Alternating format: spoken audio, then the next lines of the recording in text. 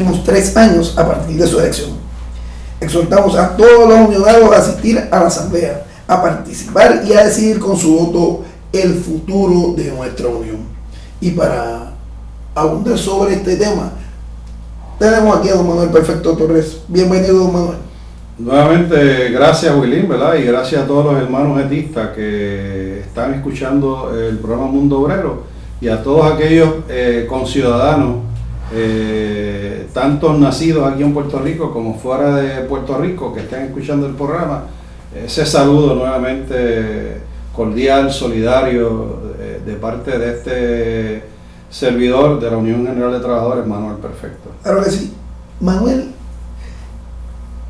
¿qué normas establece nuestro reglamento para convocar a la asamblea ordinaria y de nominación? Bien, el reglamento de la Unión tiene dos disposiciones que son importantes destacar. La primera de ellas es el artículo 6, que habla de las asambleas ordinarias que se celebran anualmente, y en estas asambleas ordinarias se le proveen a los trabajadores y trabajadoras, ¿verdad? Pues la información básica, un informe del presidente, un informe económico auditado por la compañía o la empresa que hace esas gestiones para la Unión, y un informe del secretario de organización y otros asuntos nuevos.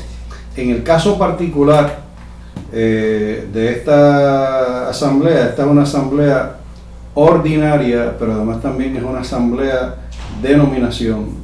¿Qué implica eso? Y tiene un articulado completo, Sí. que es el artículo 11, creo que es la página 28, que establece todo un trámite cada 3 años, cumpliendo con la ley London Griffin y la ley, ¿verdad?, nacional de relaciones del trabajo, que dispone que cada 3 años sindicatos que representan trabajadores del sector privado, y en este caso público, la combinación, tiene que celebrar asamblea de nominación cada 3 años. Y esto implica que pues tú tienes que cumplir con todos unos requisitos. Primeramente tienes que convocar a la matrícula a participar de dicha actividad. Para poder participar tiene que ser un miembro bona fide, y cuando decimos un miembro bona fide es una persona que esté al día en el pago de cuota, y eso lo dispone así mismo el reglamento. Toda persona que tenga esa característica o bien esos requisitos de talleres organizados por la Unión, y cuando digo talleres organizados por la Unión y pagando cuotas, son compañeros que ya su proceso, ¿verdad?, ha culminado. Hay compañeros que hemos organizado recientemente, como los compañeros de IMA-CUPEI, pues esos compañeros no pueden participar del proceso, Okay. pero los compañeros de IMA-CAGUA, Fajardo, pueden Sí. participar. La convocatoria, según el reglamento, dispone que se tiene que notificar con no menos de 15 días de antelación a la asamblea. Okay. Eso quiere decir que si uno está notificando trabajadores dentro de ese lapso de tiempo de 15 días antes de la asamblea, pues uno estaría en violación del reglamento de la Unión. Por lo tanto, siempre se da un margen bastante de tiempo para poder manejar la convocatoria. Es importante. Usted va a la página de la Unión y usted va a encontrar ya posteada la convocatoria. Además de esa convocatoria que hemos posteado en la página de la Unión, vamos a estar fotocopiando, ¿verdad?, la convocatoria, Sí. para estar repartiéndola en los centros de trabajo. Vamos a preparar un cartel para notificar la asamblea. La repartición de los boletines va a estar acompañado de una certificación que tiene que llenarle el oficial a cargo del taller, el organizador de campo a cargo del taller, que tiene que certificar que efectivamente tal día, a tal hora entregó los boletines en ese centro de trabajo, para que no haya razones o excusas, pero además también buscando, ¿verdad?, una forma más amplia de comunicar. Vamos a estar publicando en un periódico de mayor circulación. Sí. Vamos a estar convocando a través también de contratar espacio, ¿verdad?, en uno de los periódicos que indique la actividad, etcétera. Lo estamos haciendo también en el día de hoy, ¿verdad? Sí. Que es el objetivo del programa. Claro. Una vez tú cumples con todos estos requisitos, que son indispensables, importantes, en el día de hoy la Junta de Directores tomó la decisión de celebrar esta asamblea el 8 de noviembre. Eso le iba a preguntar, ¿qué día se va a llevar? Va a ser domingo 8 de noviembre. El lugar que hemos seleccionado es el Parque Pedrín Zorrilla. Okay. Eso es en el complejo deportivo Roberto Clemente, ¿verdad? Que es el complejo del municipio de San Juan, y hay una facilidad un poco más pequeña que caben 2.800 personas. Okay. O sea que es un sitio adecuado, cómodo. ¿Qué nivel de participación esperamos para ese día? Bueno, el nivel de participación va a depender grandemente de las expectativas que tengan los candidatos que aspiren a posiciones. En mover, ¿verdad?, a las personas que de una manera o de otra puedan responder, ¿verdad?, a esos delineamientos, a esos llamamientos que puedan hacer los candidatos que aspiren a ese día el Pedrín Zorrilla, yo me imagino que se va a explotar allí, ¿sabes? Bueno, yo espero, ¿verdad?, que sea una actividad extremadamente concurrida. Sí. Es un evento especial, único, de democracia interna del sindicato, pero queremos que estén claros de que es una actividad única y exclusivamente para miembros bona fide de la Unión que estén al día en el pago de cuotas. Y cuando usted habla que es para exclusivamente los miembros, cuando hablamos de nominaciones, ¿quién puede postularse en la asamblea? Bueno, el reglamento es claro, lo puede hacer cualquier persona en su carácter personal que cumpla con el primer requisito, que es ser miembro de la Unión y estar al día en el pago de cuotas. Se puede nominar y no necesita endoso para esa nominación. No empecé a eso, ¿verdad? Pues va a haber un comité de escrutinio que tiene la responsabilidad de evaluar todos los candidatos, y en la eventualidad de que surja alguna duda en relación a alguno de ellos, pues el comité tiene la facultad para requerirle la información necesaria y clarificar que efectivamente ese empleado cumple con los requisitos del reglamento. ¿Los unionados necesitan tener algún tipo de endoso para postularse en la asamblea a determinados puestos? No, eso es lo que te indicaba, la persona lo puede hacer en su carácter personal. En otros lugares Sí. tú necesitas tener alguien que te nomine o te presente. Aquí lo puedes hacer tú en tu carácter personal.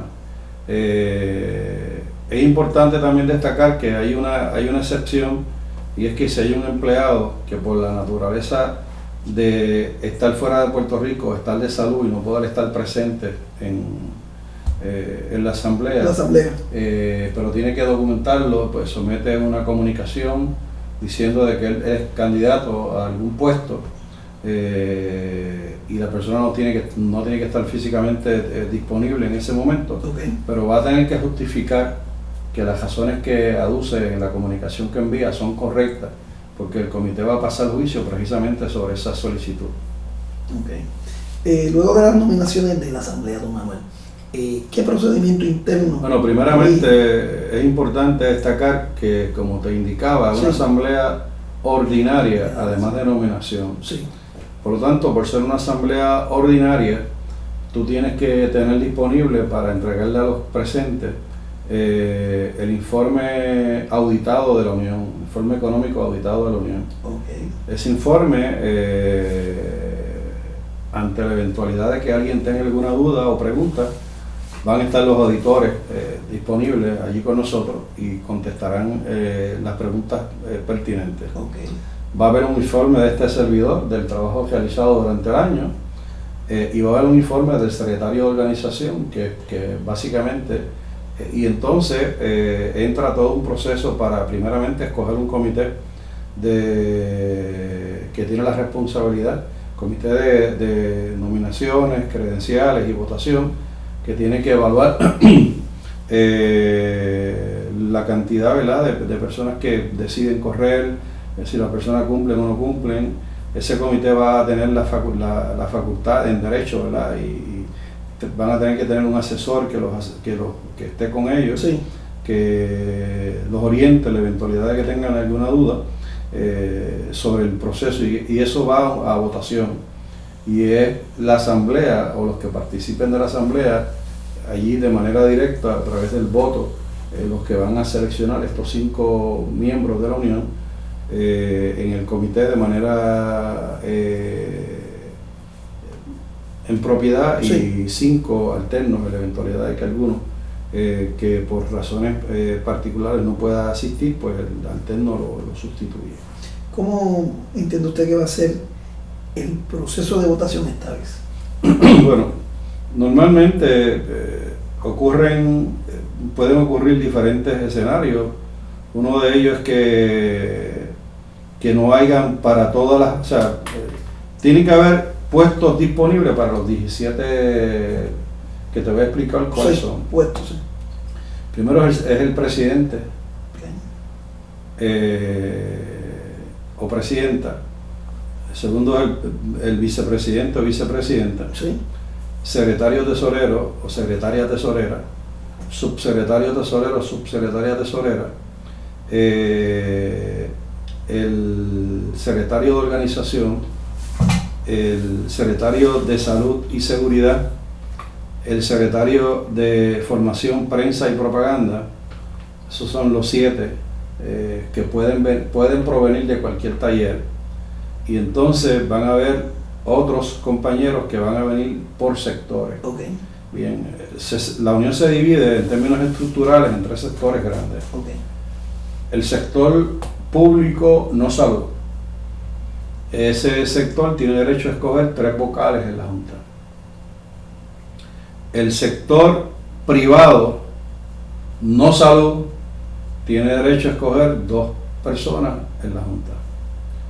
El sector salud público y privado tienen derecho a escoger 5 y se dividen de la siguiente manera: 4 del sector público salud y 1 del sector privado salud. Esa es la composición amplia de 17 compañeros y compañeras que componen el cuerpo rector de la Unión. En otras ocasiones no todos los candidatos están disponibles. Hay grupos que tienen todos los candidatos y otros grupos que no tienen todos los candidatos, y donde no hayan candidatos, pues el candidato que corre en esa misma línea entra automáticamente, y el que no tenga candidato pues no tiene, ¿verdad?, ese espacio disponible. Normalmente pueden haber candidatos independientes, pero también pueden haber grupos que en el angol, ¿verdad?, de cómo uno lo ve normal, se le llaman plancha o grupo, y entonces en esos grupos se conforman los 17 puestos a través de la figura principal, que en este caso sería el candidato a la presidencia. Y ahí a su vez entonces los otros 16 compañeros y compañeras, y esos grupos, ¿verdad?, van a estar proyectándose durante la actividad. Nosotros sí lo que queremos, bien importante destacar, y en esta actividad, que es una actividad especial, lo que no podemos permitir, lo que ocurre de manera regular, es que siempre se llevan invitados, y entonces eso nos crea una dificultad para invitados que no son parte de lo que es o sea, nosotros hemos celebrado asambleas donde han ocurrido eventos donde las personas que no son parte, aun cuando no pueden votar, tienen un nivel de influencia porque empiezan a hablar, y empiezan a crear ambiente que no es el más adecuado.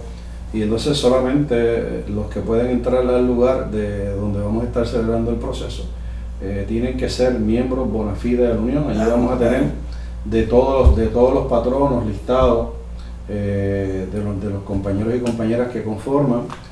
La persona tiene que firmar el listado como que estuvo presente, etcétera. ¿El proceso de escrutinio se llevará a cabo en dónde? Bueno, primeramente la determinación de el día de la votación es una decisión que está reglamentada. Por lo tanto, como está reglamentada, le corresponde al cuerpo rector hacer la determinación pertinente sobre el día, los lugares, etcétera.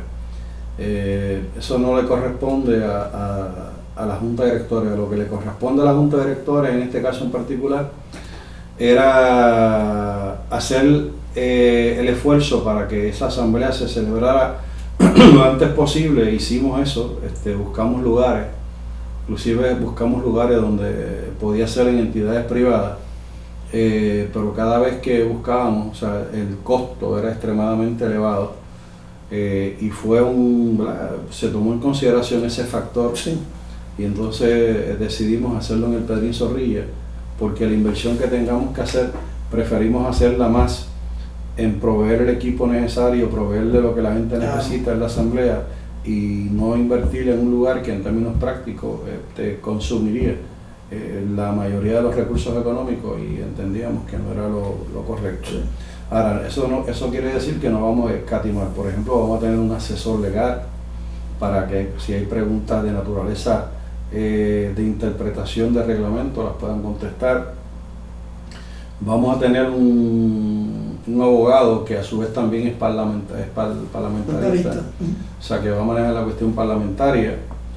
Como te indicaba, vamos a tener a los auditores para contestar preguntas que tengan que ver con ese renglón, y entonces empezará la asamblea de manera ordinaria, que es una invocación, una bienvenida.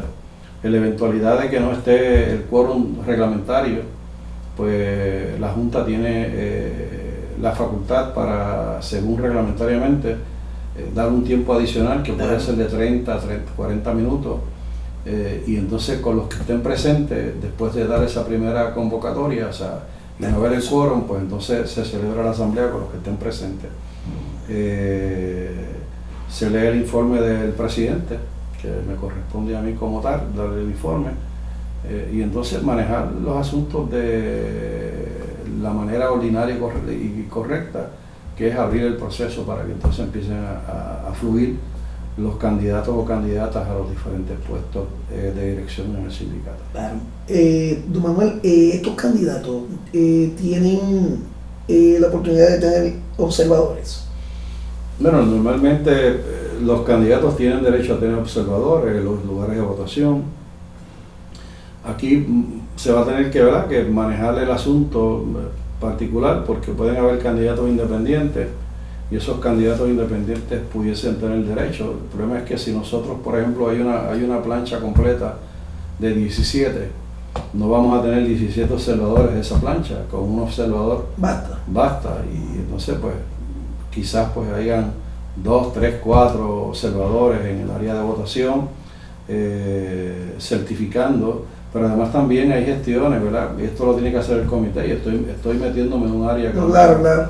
el comité tiene que enviarle una notificación al Departamento del Trabajo de Puerto Rico para que asigne los observadores, y esos observadores no pueden ser miembros de la Unión, tienen que ser gerenciales o personas fuera de la Unión, como lo han hecho en otras ocasiones. Esas personas son los que están manejando. Se notifica también al Departamento del Trabajo Federal lo que estamos haciendo, de tal forma de que cualquier aspecto que tenga que ver con trámite quede meridianamente transparente. O sea, para nosotros la transparencia va a ser fundamental en las decisiones y en el proceso que se lleve a cabo. Claro que sí. Entonces, una vez si hacen el conteo de votos, ¿quién va a certificar a los ganadores? Bueno, como te indicaba, ahí tiene que haber una comunicación que tiene que enviarle el comité de escrutinio al Departamento del Trabajo, el secretario del Trabajo o la persona que él designe, y por supuesto estamos notificando también al Departamento de Trabajo Federal, pero los que van a correr el día a día pues va a ser el Departamento del Trabajo, y ellos tienen que evaluar, ¿verdad?, el proceso en cada uno de los centros de votación, Sí. sumar la cantidad de votos. Es bien importante que pueden haber votos recusados. Esos votos recusados el comité tiene que manejarlos, se echan en un sobre sellado la razón por la cual se recusa el voto. El comité de escrutinio tiene que pasar juicio sobre ese voto y hacer la determinación. Cada voto que sea recusado tiene que estar documentado, o sea que no es un acto caprichoso, Sí. tiene que ser un acto documentado, formado, las razones por las cuales se hace esa determinación, y una vez este cuerpo rector tenga todos los criterios, la certificación la emite la entidad que tiene esa facultad, que es el Departamento del Trabajo. Okay. Una vez se certifican los ganadores, ¿cuándo entra en funciones la nueva directiva? Inmediatamente entra en función la nueva directiva, se da el proceso natural de transición, o sea, el presidente saliente le facilita al presidente entrante para que el presidente entrante pueda manejar los asuntos del sindicato. Sí. Y entonces empieza todo un proceso distinto, quizás con rostros distintos, personas distintas, etc.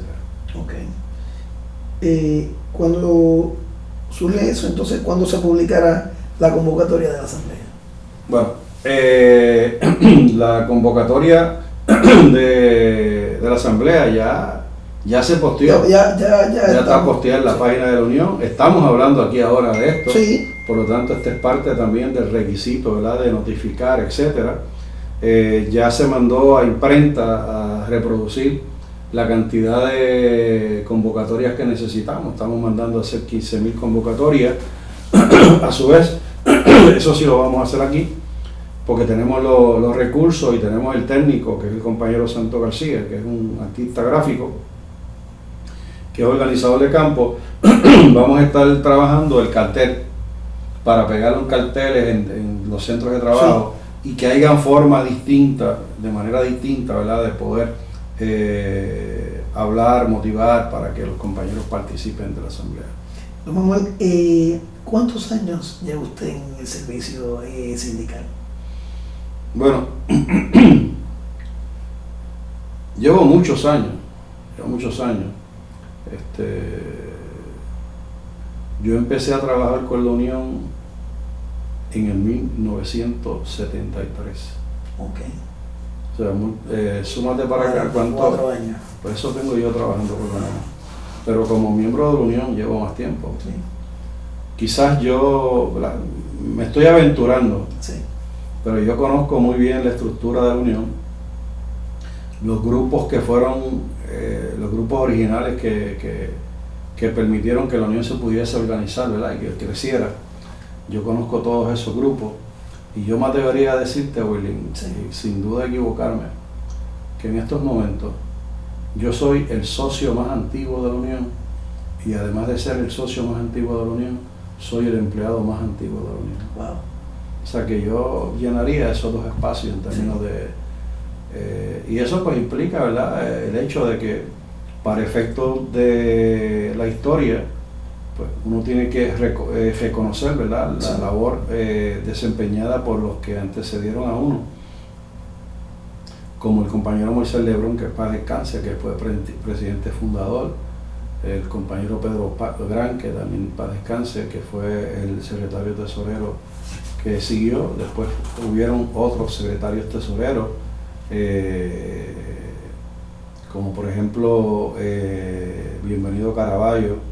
Yo fui secretario tesorero, Osvaldo Romero Pizarro, y entonces en el proceso de transición el compañero Juan Gebeliza Colón sustituyó al compañero Moisés Lebrón como presidente de la Unión, y fueron épocas bien interesantes, ¿verdad?, porque con la llegada mía, varios años antes que Juan, y después con Juan, nosotros le dimos una dirección distinta. Sí. O sea, empezamos a meternos en lo público, en las corporaciones, y desarrollamos toda una dinámica de crecimiento en el sindicato, y como parte, ¿verdad?, de ese proceso de transición y de la salida de Juan, pues entonces yo decido, ante una invitación que me hicieron compañeros, ¿verdad?, de la calle, que conocen a uno, y de compañeros internos de la Unión, que yo debía de coger para la presidencia, y lo puse en la balanza consulté primeramente a mi familia Sí. y después consulté, ¿verdad?, con compañeros que me habían hecho la solicitud y otros compañeros que no habían hecho la gestión, no habían hecho la solicitud, ¿verdad?, pero porque que entendía que era importante, hicimos esas gestiones y estamos aquí. 2 términos, si no me equivoco, ¿verdad? Este es el segundo término. Yo creo que es importante que se sepa, ¿verdad? Yo no soy candidato a ningún puesto electivo de la Unión y las razones no es porque pueden haber por ahí personas, ¿verdad?, diciendo todo lo contrario. Mis razones son únicamente personales, o sea, mi señora esposa físicamente no está bien, necesita mucho apoyo, mis hijos me ayudan, Sí. pero la responsabilidad primaria en el apoyo a ellas me corresponde a mí. Y entonces yo tengo que ponerle en una balanza ese hecho en particular, Sí. porque es la persona que me ha acompañado a mí por casi 48, 49 años que llevamos de casados. Sí. Y es la madre de mis 4 hijos y de mis 10 nietos. Por lo tanto, me corresponde a mí, ¿verdad? Como buen hombre, Sí, sí. cumplir con ella, porque solamente la muerte Sí, señor. separa esa unión. ¿Qué se siente después de tantos años de tanta aportación que sabemos que usted ha dado a esta unión, ¿verdad? Llegar a Bueno, yo creo que la vida de por sí es un peldaño, ¿verdad? Sí. Que se va desarrollando y de esa misma manera tú vas haciendo lo propio. Hay momentos agradables, hay momentos no agradables. La gente siempre pone mucha carga o mucho peso sobre las personas que dirigen. Por ejemplo, yo cuando asumí la dirección de la Unión en el 2010, la asumí con 5.000 trabajadores menos.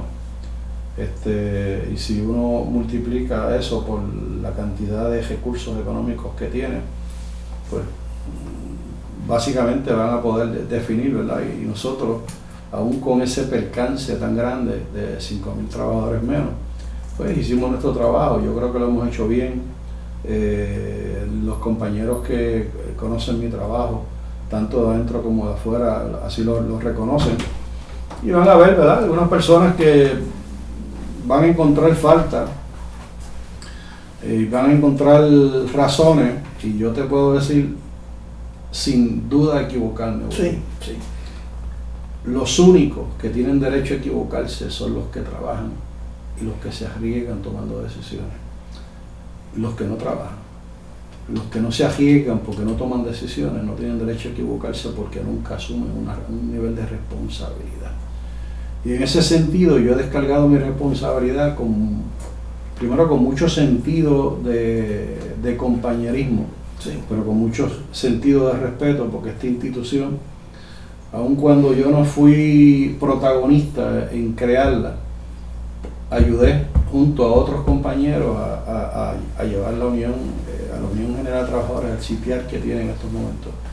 Y yo creo que hemos hecho nuestro trabajo, lo hemos descargado muy bien, así lo dicen los informes, así lo dicen los que están fuera, pero es la vida sigue eso. O sea, en ese sentido, yo lo que te puedo decir, quizás sin perderle perspectiva de que yo puedo salir de la Unión, pero la Unión no va a salir de mí. Claro. Y en ese sentido, yo voy a estar colaborando con la Unión en todo lo que la Unión necesite, y mientras quede un suspiro de vida, voy a estar ahí. ¿Está listo Manuel Perfecto Torres para el retiro? Bueno, decirlo es fácil, ¿verdad? Pero no es fácil desde el punto de vista, ¿verdad? Un hombre tan enérgico. Estamos hablando de 44 años trabajando para la Unión. No es fácil, pero yo reconozco que ese es el proceso natural de la vida. O sea, el que no entienda eso está equivocado. Por lo tanto, en la vida los roles van a cambiar, y van a cambiar por circunstancias distintas y diversas. Sí. Y una de ellas es precisamente el reconocer de que hay problemas que requieren, ¿verdad?, una presencia y una colaboración mayor de parte de uno, y que eso tú no lo puedes posponer porque, o sea, la salud es algo que tú quisieras tenerla todo el tiempo y no necesariamente está. Y entonces la persona que ha estado conmigo por casi 48 años, ¿verdad? Y primero, si buscamos, casi son 50 como novio, pues no está bien y requiere de mí una dedicación. Yo siempre he sido muy cumplidor con mis responsabilidades como esposo, como padre, como abuelo, pero requiere más ahora y tengo que entenderlo, pero vuelvo y te repito, o sea, la unión no va a salir de mí fácilmente. Eso quiere decir que yo de alguna manera estaré colaborando en algunas gestiones que se me permita colaborar, y estaremos en la lucha. Manuel, tenemos entendido que hay varias personas que están pensando, ¿verdad? para la presidencia. Lo que pasa es que ¿Tienes alguna persona que...? Lo que pasa es que yo no puedo hablar de eso. O sea, mi tiempo, yo estoy ahora en un tiempo oficial de la Unión, por lo tanto yo no puedo estar utilizando este foro para proyectar o para hablar de candidatos, porque me lo impide la ley. Y en ese sentido, pues, ¿verdad? Yo no voy a hacer expresiones, pero como todo ser humano, ¿verdad? Uno tiene preferencias y tiene visiones, y en ese sentido, pues uno está claro en qué es lo que uno debe de hacer en su momento. Claro. ¿Cuál sería tu exhortación a esa matrícula que te está escuchando sobre lo que va a ser la asamblea? ¿Cuál va a ser la exhortación a la matrícula? Yo creo que es importante cuando uno vaya a evaluar las cosas que uno va a hacer, es que nada de lo que uno haya podido hacer durante esta cantidad de años que uno lleva ha estado motivado por delineamientos políticos, aun cuando yo ideológicamente llegué al sindicato por ideología. Porque el sindicato es una institución, aun cuando representa a la clase trabajadora. Los trabajadores pertenecen a partidos diversos. Esto no quiere decir que uno no entienda la necesidad y la urgencia y la importancia de que se puedan crear instrumentos de lucha que puedan tener algunas perspectivas de naturaleza política, porque desgraciadamente los trabajadores cada 4 años salimos y llevamos a la legislatura y llevamos a la gobernación personas que cuando llegan a ese nivel de responsabilidad se olvidan precisamente de los trabajadores, se olvidan del pueblo y toman decisiones totalmente descabelladas. Y si los patronos pueden invertir grandes sumas de dinero en las campañas, los sindicatos, bajo el pleito que llevamos de la ley 222, podemos desarrollar campañas independientes para evaluar candidatos del partido que sea, pero que responda y tenga un delineamiento en defensa de la clase trabajadora y del pueblo de Puerto Rico. Y en ese sentido son criterios que uno va a tener que fortalecer, porque en la medida que uno responda a los delineamientos de los partidos, esos partidos te van a estar chantajeando con la colaboración que te hayan podido dar en un momento determinado. Y en ese sentido yo voy a rechazar, y claro, no me corresponde a mí como tal, pero yo lo rechazaría desde lo más profundo de mi ser, pero los candidatos que vayan a coger deben de rechazarlo también, porque si algo ha tenido esta unión en términos de características es que nosotros no nos hemos amarrado. Le metimos caña a Luis Fortuño y le hemos metido caña a Alejandro García Padilla. La primera unión que llevó a cabo un acto de desobediencia civil contra este gobierno fuimos nosotros, lo hicimos en Centro Médico, que cerramos una de las vías principales de acceso a Centro Médico. Y nosotros no vamos a estar amarrados con ningún candidato político como tal.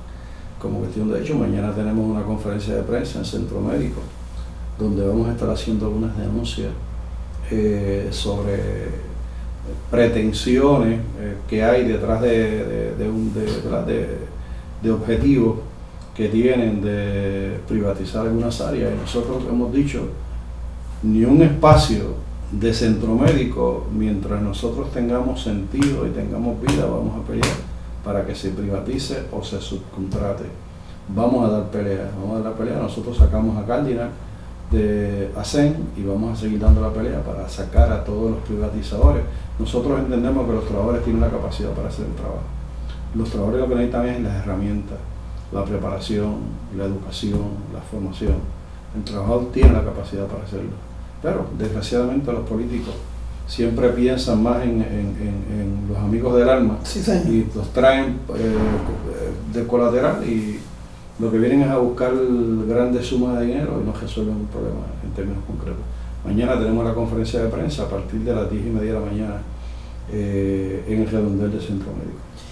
Aparte de esta manifestación, en general, ¿qué está pasando en la Bahía? Bueno, nosotros hemos estado participando de eventos diversos. Primeramente, yo quiero enviar un saludo a todos los hermanos y hermanas ujetistas y aquellos que no fueron ujetistas, que nos acompañaron el 11 de septiembre a la marcha que partió desde el Parque Luis Muñoz Rivera. Muy exitosa, sí.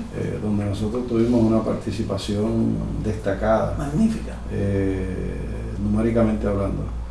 Importante, y esto es un factor fundamental, parte de la controversia, por ejemplo, en el día de ayer, de la comparecencia de algunos políticos y de algunos asesores económicos de entidades privadas que evaluaron la situación, ¿verdad?, del gobierno como tal, y entre las cosas que se planteó fue el elemento de transparencia. Nosotros planteamos que el elemento de transparencia es un elemento fundamental y que no ha estado presente en las gestiones de discusión que nosotros hemos tenido con el gobierno. Y cuando decido que no han estado presentes, porque la ley 66 dispone que cada 3 meses el Ejecutivo se reuniera con la coalición sindical y le presentaran los informes económicos para que nosotros pudiésemos evaluar, y como cuestión de hecho, nosotros tanto UAW como ASMI como Selvis traímos asesores para que nos ayudaran en ese sentido. Y la transparencia es un elemento fundamental. Segundo, no puede haber una reestructuración de deuda si tú no llevas a cabo una auditoría de la deuda. Y la auditoría de la deuda dispone, Willing, sí, primeramente, identificar el monto, okay, de las diferentes cantidades que se cogieron. Segundo, el elemento de razonabilidad de esa gestión de préstamo. Tercero, cómo se utilizó ese dinero, si se manejó como se supone que se maneje desde una perspectiva de fiducia, como un buen padre que maneja, sí, la finanza, si ese dinero se utilizó de la forma adecuada. Cuarto, hay deudas que son extra constitucionales, o sea que se hicieron fuera de ese parámetro, que pudiesen ser desde el punto de vista práctico. Las personas que llevaron a cabo esa acción lo hicieron de una manera ilegal, y nosotros entendemos que si un trabajador comete una falta y el gobierno disciplina al trabajador, ¿por qué el gobierno no ha tenido el coraje ni la valentía, los gobiernos que han estado, sí, de procesar a esas personas que han cometido falta? Y el problema aquí es que los de arriba cometen falta y las cosas pasan y se desarrollan impunemente. No hay ningún grado de responsabilidad o de penalidad, ¿verdad?, por haber cometido la falta, pero a un trabajador sí el gobierno le impone falta y penalidad. El otro elemento, ¿verdad?, en esa renegociación de la deuda, de auditoría de la deuda, es definir que el gobierno de Puerto Rico no es grande como se plantea. Aquí el problema es que la empresa privada es pequeña, porque no hay un plan de desarrollo económico, y por lo tanto, como no hay un plan de desarrollo económico, la empresa privada, los empleos que genera son empleos que no llenan, ¿verdad?, las expectativas. Y hay estudios que comparan que la cantidad de empleos que genera el gobierno, que es 6.5, compara muy bien con lo que genera el gobierno de Estados Unidos. Claro, en el caso de Estados Unidos, por ser un territorio mayor, más grande. Pero si tú lo comparas desde el punto de vista qué hubiese ocurrido si el gobierno no hubiese sido el empleador principal, ¿dónde estaríamos nosotros ahora en términos de la crisis? ¿Por qué? Porque el gobierno hubiese tenido que proveerle a esas personas las ayudas necesarias para vivir, ponerlos en las reformas de salud y buscar tantos recursos económicos que el gobierno no tiene disponibles. Por lo tanto, el desarrollo económico es indispensable, pero eso no puede estar sujeto, o sea, no puede estar enmarcado, ese desarrollo económico, enmarcado en que para lograrlo tú tienes que empobrecer a la clase trabajadora puertorriqueña. En la medida que tú le quitas al trabajador recursos, sí, la economía se contrae, porque tú no tienes para comprar. Claro. En la medida que tú tengas para comprar, tú inviertes. En la medida que tú inviertes, la economía se mueve. Sí, señor. Y en ese sentido, cada vez que nosotros escuchamos a los políticos de turno o escuchamos a los jefes, ¿verdad?, de las empresas, etcétera, hacer expresiones de esa naturaleza, nosotros entendemos que están desacertados. Pero la posición de la Unión General de Trabajadores es ni un espacio más. Vamos a dar la pelea. Nosotros entendemos que ya nosotros hemos puesto sobre la mesa casi $1.000 millones bajo la ley 66 y que no hay razón ninguna.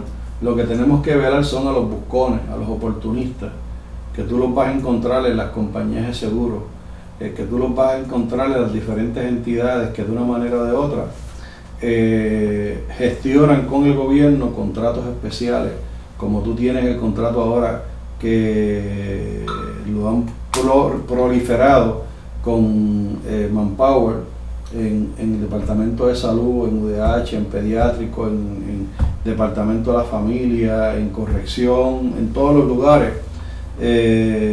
dándole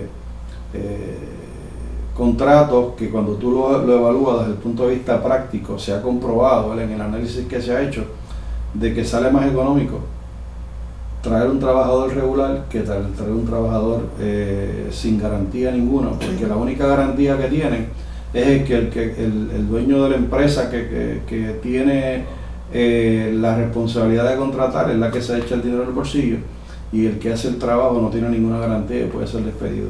Igual también todas las políticas estas neoliberales que están impulsando para tratar de limitar los derechos de los trabajadores, y vamos a dar la pelea. Claro que sí, claro que sí. Bueno, y estás escuchando Mundo Obrero, transmitido por aquí por WIAC 740 AM. Y en la tarde de hoy tenemos a don Manuel Perfecto, nuestro presidente de la Unión, hablando sobre lo que va a ser la asamblea del próximo 8 de noviembre del 2015.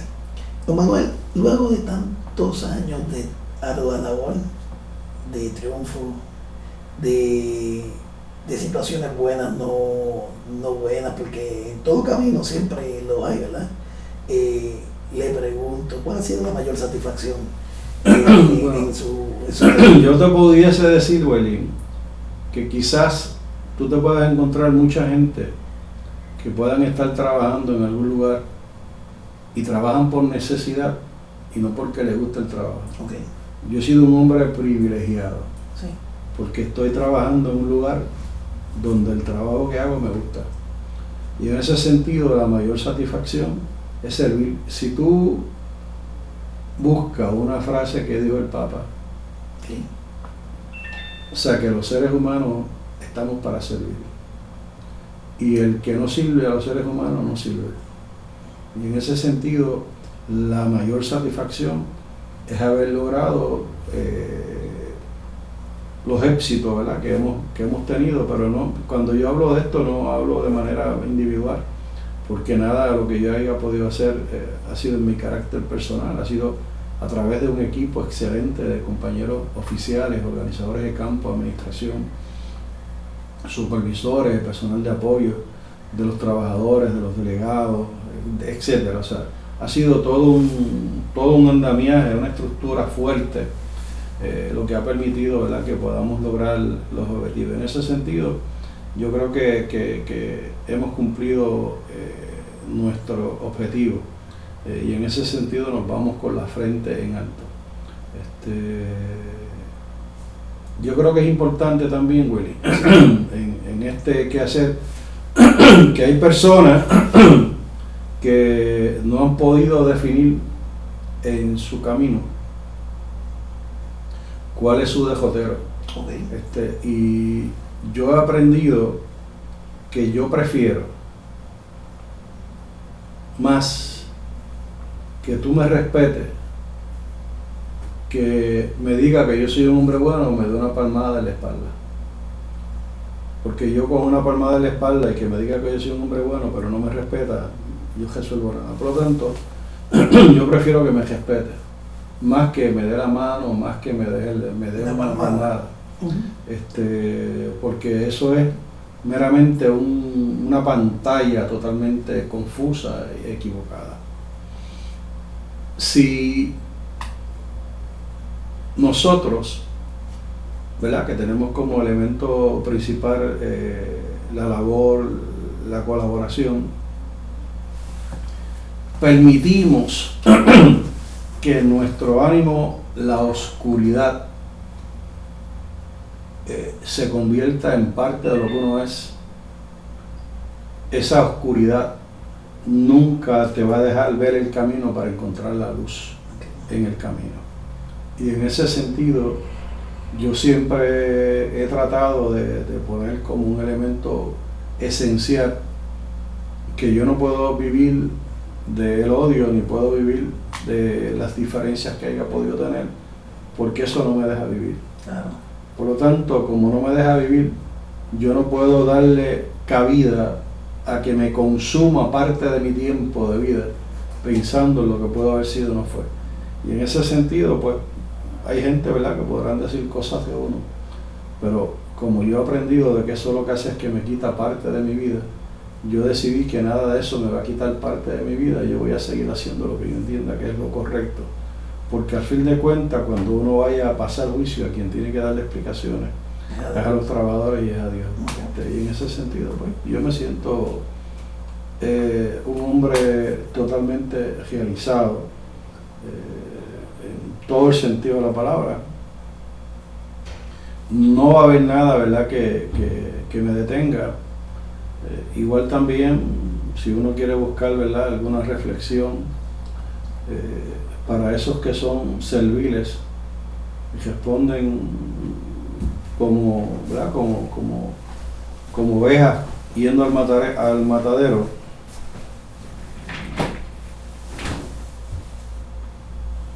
que el esclavo, en este caso el hombre, no deja de ser esclavo porque lo traten bien. El esclavo sigue siendo esclavo porque no tiene libertad. O sea, yo te puedo dar a ti de comer, pero no te resuelvo tu problema. Yo puedo darte un espacio, pero no te resuelvo tu problema. Por lo tanto, aquí el problema no se trata de que me trates bien, sino que tenga las condiciones para yo poder desarrollarme y tener lo que necesito para vivir y para poder educar, formar a los que están a mi lado, en este caso que es la familia inmediata. Y bueno, eso uno lo aprende en la vida y igual te repito, no va a haber nada que me quite espacio en mi vida. Y eso quiere decir que yo puedo encontrarme en cualquier lugar personas que puedan hablar de mí todo lo que quieran de manera negativa y yo no le voy a dedicar un esfuerzo en mi mente para dedicárselo a eso. Mi enemigo no es el trabajador confundido, mi enemigo es la clase patronal, mi enemigo son los grandes intereses, mi enemigo son los políticos de turno, llámese como se quieran llamar, rojos, azules o verdes o anaranjado o lo que sea, porque a última hora cuando uno los pone en una licuadora o los pone en una balanza, todos van a pesar lo mismo. De esos 44 años de ardua lucha dentro del movimiento sindical, si usted pudiera cambiar algo, ¿qué cambiaría? Si me pones a pasar juicio sobre eso, me pones en una disyuntiva difícil. Okay. Porque yo te dije claramente de que yo he sido un hombre privilegiado. Claro. O sea, la vida es eso, la vida no es otra cosa, altas y bajas. Okay. Momentos difíciles, momentos más menos difíciles. Sí. Momentos donde hay piedras en el camino y tú tienes que pasarlas. O sea, yo no cambiaría nada. ¿Cómo compara aquellos tiempos cuando usted comenzó a esto? ¿Cómo usted lo compara? Bueno, ¿verdad? Es una pregunta muy interesante. Yo llegué al sindicalismo por ideología. Yo tuve una formación ideológica, ¿verdad? Yo vengo de grupos de izquierda que teníamos una formación, nos preparábamos, nos educamos. Sí. Eso ahora no necesariamente para tú estar en un sindicato es un elemento esencial. Okay. Yo sigo creyendo que es un elemento fundamental, porque el compromiso no puede estar supeditado a si yo gano más o gano menos. Okay. El compromiso tiene que estar supeditado en términos de dónde tú ubicas tu principio. Y hay gente que ubican sus principios en que si me pagan más, estoy más cómodo. Si estoy más cómodo, hago menos. Y si hago menos, me importa un bledo el que está al lado. O sea, y para mí eso no tiene ecuación ninguna. Para mí la ecuación concreta, real, es que yo tengo que estar para servir a los demás. Y desde mi posición como presidente, pues lo que yo he hecho, servir a los demás. Hace unos minutos recordé una frase que dice que yo no le temo al enemigo que me persigue, pero sí al amigo que se viste que vistiéndose de amigo es más enemigo y me abraza. ¿Qué opinas de esa frase? Yo te la dije ahorita, o sea, a esas personas yo no les dedico esfuerzo en mi vida. O sea, yo soy un hombre de 69 años y yo le voy a dedicar esfuerzo. Yo estoy perdiendo parte de mi vida. Claro. Y en ese sentido yo voy a buscar todo mi esfuerzo para yo servirle a los trabajadores y servirle de una manera digna y con respeto. Pues van a haber algunos que lo van a agradecer, van a haber otros que no lo van a agradecer, pero eso es la vida, Wilín, o sea, y tú tienes que entenderla. Y en ese sentido, pues, yo voy a seguir haciendo lo que yo entienda que es lo correcto. Pero no va a haber nunca en mi ánimo el deseo de hacer daño. Claro. Todos los que me conocen saben que yo soy una persona, cuando estoy en un discurso soy muy fugaz. Sí, señor. Y que utilizo palabras soeces, ¿verdad? Cuando estoy en esos menesteres. En el furor de la ducha. Y me he encontrado personas que reprochan el que uno utilice una palabra soez. Okay. Y cuando salí el 11, ¿verdad? De frente a Fortaleza, que a mí me tocó dar el principal discurso de esa actividad, venía, ¿verdad? Camino al parking de Doña Fela y me monto en el ascensor con 3 señoras, más o menos de mi edad. Ajá. Y una de ellas utilizó una de las palabras soeces que yo utilicé, que según los historiadores me dijeron que yo tiré 13 de una manera y 2 de otra.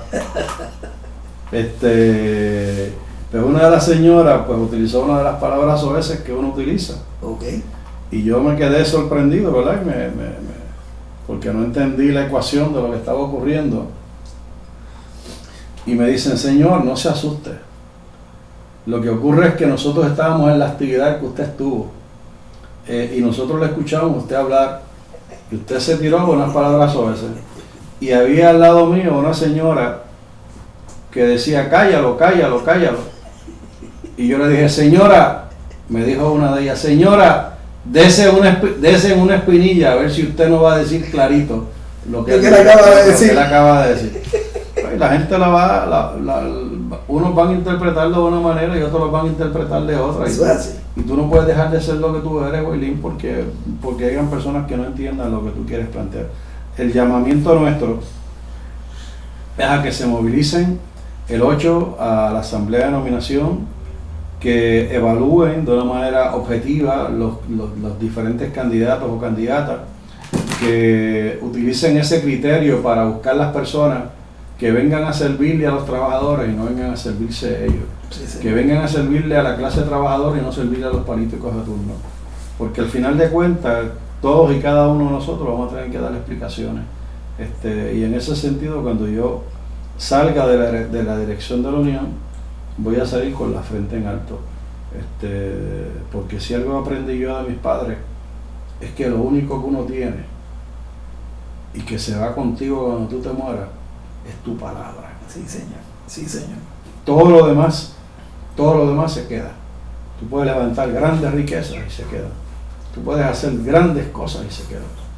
Lo único que se va contigo es lo que tú aprendiste de tus padres, a tener palabra. Y en ese sentido invitamos a los compañeros y a las compañeras que estén con nosotros el domingo 8 de noviembre a partir de las 8 de la mañana en el Parque Pedrín Zorrilla del Complejo Deportivo Roberto Clemente en San Juan. Claro que sí. Si no tomas decisiones, alguien las tomará por ti. Y no pensará en tu felicidad como tú mismo. La felicidad es una decisión. Gracias, don Manuel, por darnos tantos años de muchos éxitos, de tanta energía viva y de tantos momentos bonitos de lucha. Y ahí don Manuel Power Rato, ¿verdad que sí? Yo soy un hombre, quien único puede disponer de Manuel perfecto es Dios, sí, señor. Más nadie. Todo lo demás es posible. Claro que sí.